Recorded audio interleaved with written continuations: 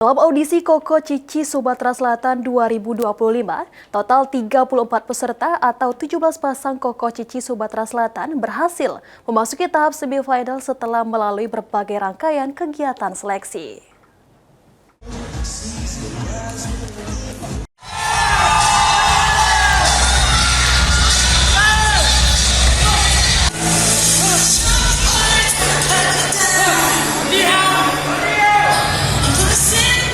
Seperti inilah penampilan bakat peserta semifinal audisi Koko Cici yang mempersembahkan berbagai bakat individu maupun kelompok, baik tradisional maupun modern.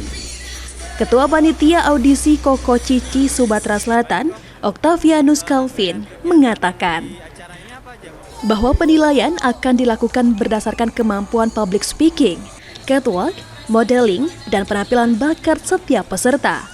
Sedangkan untuk penilaian Grand Final akan lebih ketat untuk menjaring Koko Cici yang mencerminkan nilai budaya Tionghoa.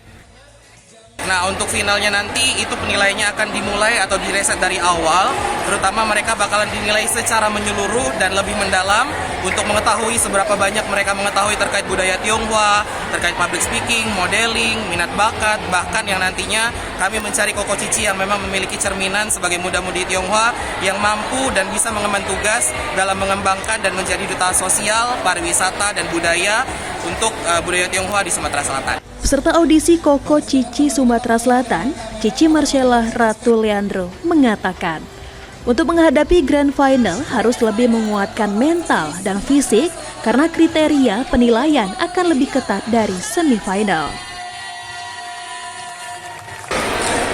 Yang pasti harus siap mental dan fisik karena pastinya bakal lebih susah dari semifinal ini.